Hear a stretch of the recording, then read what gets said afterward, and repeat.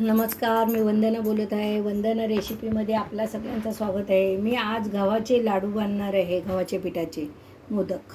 त्यासाठी मोदक बनण्यासाठी हे बघा, 1 वाटी मी गव्हाचं पीठ घेतलेले आहे, 1 मोठा चमचा खसखस घेतलेले आहे, 1 चमचाभर वेलची पावडर घेतलेली आहे आणि हे बघा वाटीभर ड्रायफ्रूट घेतलेले आहेत. 4-5 काजू आहेत, 4-5 बदाम, थोडेसे मनुका आणि थोडेसे कळिंगीच्या बिया आणि हा 100 ग्रॅम गूळ घेतलेला आहे आणि हा अर्धी वाटी तूप घेतलेलं आहे गावठी. चला, हे बघा मी 1 चमचा तूप घातलेला आहे कढईमध्ये. आता मी ही खसखस भाजून घेत आहे आणि ड्रायफ्रूट पण भाजून घेत आहे.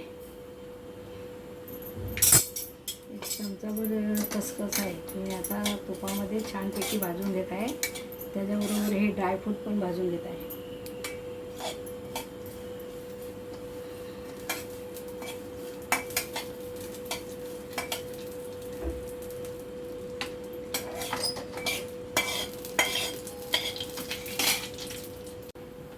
हे बघा आपले ड्रायफ्रूट पण भाजायला घेत आहे मी.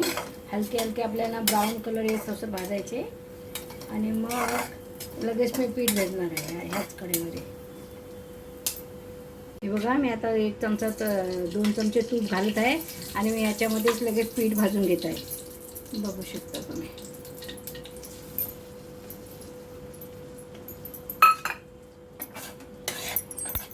असा बारीक गॅसवर आपल्याला भाजायचा आहे, ब्राऊन कलर येतो सर. पिठाचा सुगंध सुटत तसं आपल्याला भाजायचा आहे. हे बघा मी ह्याच्यामध्ये हे नारळाचं किस रेडीमेड आणलेलं आहे, कोकोनट. तो मी आता ह्याच्यात टाकत आहे पिठामध्ये. तुम्हाला सांगायचं राहून गेलं होतं माझ्याकडनं. नारळाचा किस ते चांगला आता भाजून घ्यायचा आहे ह्याच्या पिठाबरोबर आणि नंतर आपल्याला हे गूळ वितळवायसाठी ठेवायचं आहे. पाक नाही करायचा, गूळ छानपैकी वितळवायचा आणि मग हा पुन्हा त्याच्यात टाकायचा आहे. हे बघा आपलं पीठ छानपैकी भाजून झालेलं आहे. खरपूस वास येत आहे त्याचा, छानपैकी ब्राऊन कलर त्याला आलेला आहे. आता आपल्याला गूळ पातळ करून घ्यायचा आहे.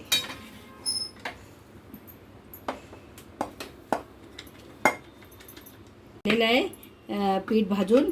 आता आपल्याला गूळ पातळ करून घ्यायचा आहे. त्यासाठी मला 1 चमचा तूप घालावं लागेल पातळ करण्यासाठी. ह्याच्यामध्ये 1 चमचा तूप घातलेला आहे. आता मी हा गूळ मेल्ट करून घेत आहे पातळ करून. आपल्याला त्याचा पाक नाही करायचा, फक्त पातळ करून घ्यायचा आहे आणि मग त्याच्यात हे सगळं मटेरियल घालायचं आहे आपल्याला. हे बघा आपला गूळ वितळून झालेला आहे. आता आपल्याला हे सगळं सामान आहे तो त्याच्यामध्ये घालून घ्यायचं आहे. हा पीठ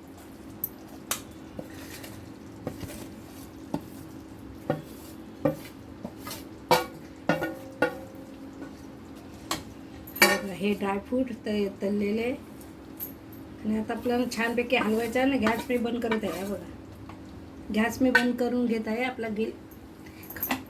पातळ झालेला आहे. तर हे एकजीव करून घ्यायचं आपल्याला आणि नंतर थंड झाल्यावर बांधायचे. हे गरम गरम नाही बांधायचे, थंड झाल्यावरच आपल्याला बांधायचे. हे बघा असे साच्यामध्ये भरून घ्यायचे आपले. मस्तपैकी घट्ट भरायचा, तेव्हा मग चांगले येतात मोदक. हे बघा असे भरायचे आणि मग असे काढायचे. हे आपले मोदक गव्हाचे तयार. हे बघा तुम्हाला माझी रेसिपी आवडली मोदकाची तर माझ्या चॅनलला लाईक करा, सबस्क्राईब करा, बेल आयकॉनला क्लिक करा.